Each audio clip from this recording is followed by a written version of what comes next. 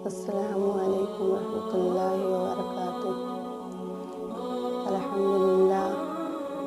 الحمدللہ رب العالمین، الصلاۃ والسلام علی سید الانبیاء والمرسلین وعلی آلہ وصحبہ اجمعین، اما بعد۔ کبریائی اور بڑائی، حمد و ثنا اس اللہ وحدہ لا شریک کے لیے ہے جو خالق کائنات ہے، جس نے ہمارے ہدایت کے لیے تقریباً 1,24,000 انبیاء کرام کو دار فانی کے اندر مبعوث کیا، اور اس سلسلے کی آخری کڑی ختم ہو جاتی ہے محمد صلی اللہ علیہ وسلم کے ذات گرامی پر۔ اللہ کے رسول صلی اللہ علیہ وسلم جو تمام نبیوں کے نبی، تمام اماموں کے امام۔ اگر میں یہ کہہ دوں کہ اللہ رب العالمین کے بعد دوسرا مقام و مرتبہ اگر کسی کا ہے تو محمد صلی اللہ علیہ وسلم کی ذات گرامی ہے، تو شاید میرے بات میں زیادتی نہ ہوگی۔ اللہ رب العالمین کی بارگاہ میں دعا کرتی ہوں کہ اے اللہ، درود و سلام کے پھول نچھاور ہوں تمام انبیاء کرام پر، خصوصاً ہمارے آخری نبی جناب محمد صلی اللہ علیہ وسلم کی ذات گرامی پر۔ زیادہ کچھ نہ کہتے ہوئے میں اپنی بات کو آگے بڑھانا چاہتی ہوں۔ آج میں آپ لوگوں کو خدمت میں سیرت نبی صلی اللہ علیہ وسلم کے موضوع پر روشنی ڈالوں گی۔ اگر آپ لوگوں کو میری ویڈیو پسند آئے تو لائک کریں اور میرے چینل سسٹر انفو کو بھی سبسکرائب کریں۔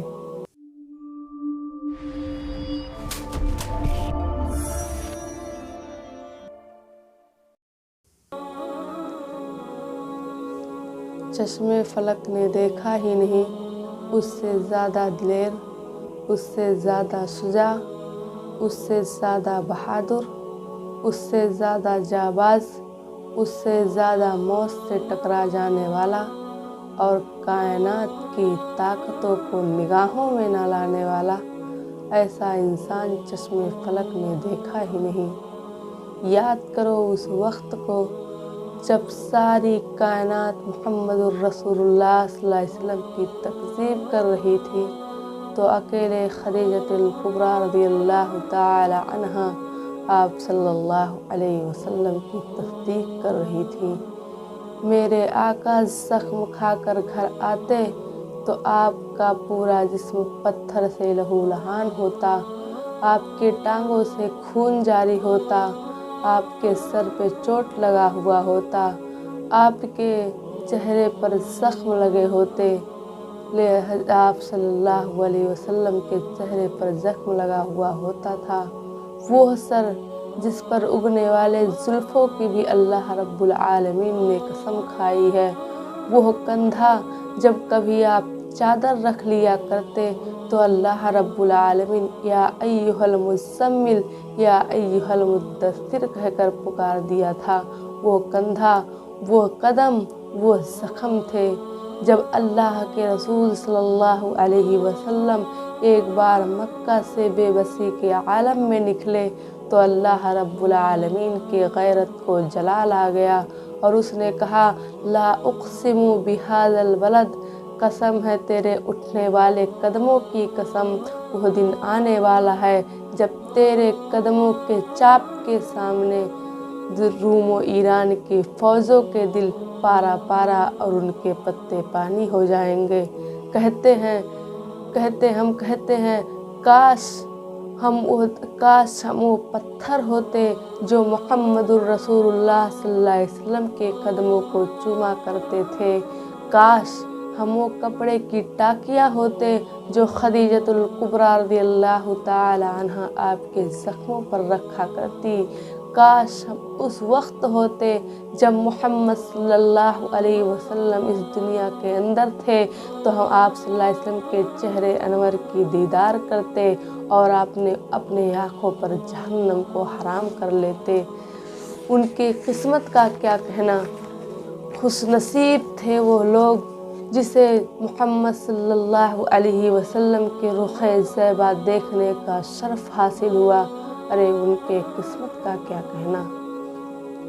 ये तो इंसान थे, अल्लाह ताला ने तो उस बस्तियों को भी मुक़द्दस बना दिया। जिस बस्ती ने मेरे आका के चेहरे को देखा है वो बस्तियां भी मुक़द्दस हो गई। लोग कहते थे अरे मोहम्मद तो अकेला है, मोहम्मद सल्लल्लाहु अलैहि वसल्लम तो अकेले हैं, छोड़ दो, तमाम दुनिया को दुश्मन बनाकर क्या फ़ायदा।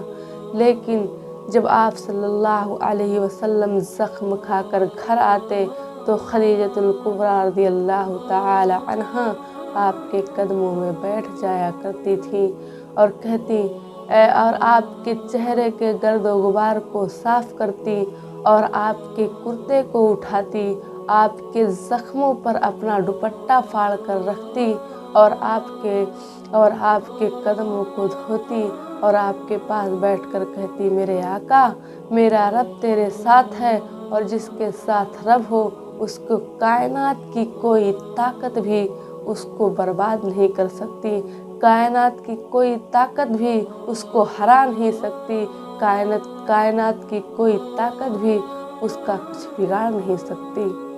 ये थी आप सल्लल्लाहु अलैहि वसल्लम की बीवी खदीजतुल कुबरा रज़ियल्लाहु ताला अन्हा, जो आप सल्लल्लाहु अलैहि वसल्लम को इस कदर तसल्ली दिया करती थी।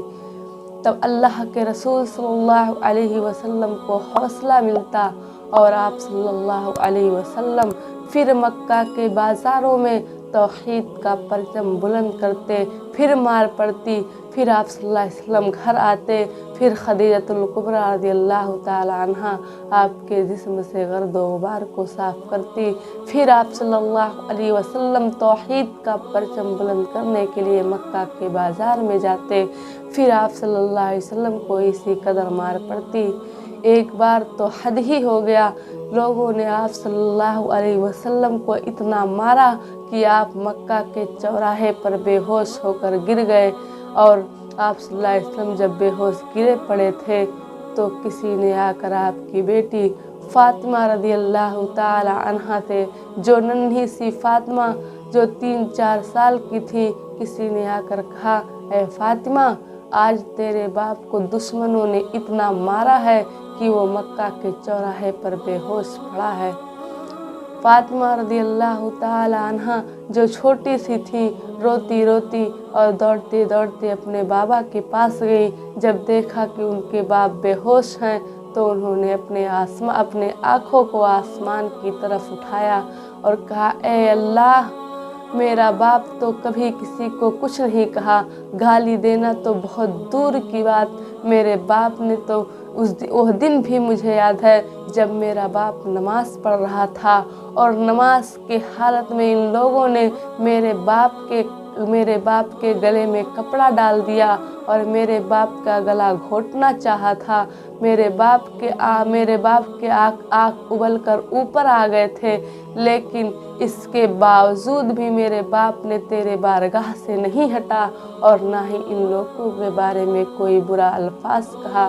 फिर ऐसा क्यों ऐ अल्लाह। फिर उसके बाद अल्लाह के रसूल सल्लल्लाहु अलैहि वसल्लम जब नमाज से फारिग हुए तो अल्लाह के रसूल सल्लल्लाहु अलैहि वसल्लम के गले में उस कपड़े के निशान थे। हज़रत जिब्रील अलैहिस्सलातु वस्सलाम आसमान से आ गए और कहा ऐ मोहम्मद सल्लल्लाहु अलैहि वसल्लम, आपका गला तो छिल गया है। अल्लाह के रसूल सल्लल्लाहु अलैहि वसल्लम ने कहा ऐ जिब्रील, तुम मेरे गला छिल जाने की बात करते हो, तौहीद के बारे में तो पहले के नबियों के गले भी कट गए थे, मेरा तो सिर्फ गला ही छिला है। और आप सल्लल्लाहु अलैहि वसल्लम ने कहा ऐ जिब्रील सुन लो, ये मेरे साथ कुछ भी कर ले लेकिन मैं अल्लाह की बारगाह से हटने वाला नहीं और मैं इस चीज़ से पीछे हटने वाला नहीं। मैं तौहीद इंशाअल्लाह तौहीद का नारा और तौहीद का परचम बुलंद ही करके रहूँगा। अल्लाह, मैं इस चीज़ से कभी भी नहीं हटूँगा, ये जो चाहे कर ले।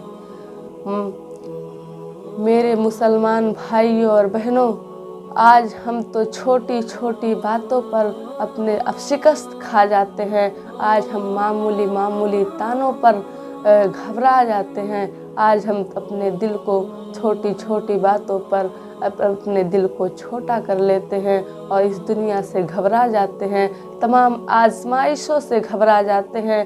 جب تمہارے پاس کبھی ایسا وقت آ جائے تو مدینے کے تاجدار کو یاد کر لینا، مکہ اور مدینہ کے گلیوں کے سردار کو یاد کر لینا، محمد صلی اللہ علیہ وسلم کو یاد کر لینا کہ آپ کے اوپر کتنی مصیبتیں آئی، آپ کے اوپر کتنی آزمائشیں آئیں، آپ کے اوپر آپ کو کتنا تکلیف دیا گیا، آپ کو کتنا زخم دیا گیا، آپ کو کتنے طعنے سنائے گئے، لیکن اللہ کے رسول صلی اللہ علیہ وسلم اللہ رب العالمین کے بارگاہ سے نہیں ہٹے اور اس دنیا میں توحید کا پرچم بلند کیا، سب سے مقابلہ کیا اور آپ صلی اللہ علیہ وسلم لڑے اور اس توحید کو اس دنیا میں بلند کر کے چلے گئے۔ یہ تھے محمد صلی اللہ علیہ وسلم۔ آپ اخلاق و عادت میں بھی بہت اچھے تھے۔ ارے وہ تھا جب اپنی نگاہوں کو آسمان کی طرف ڈالتا تھا تو قبلے تبدیل ہو جایا کرتی تھی۔ وہ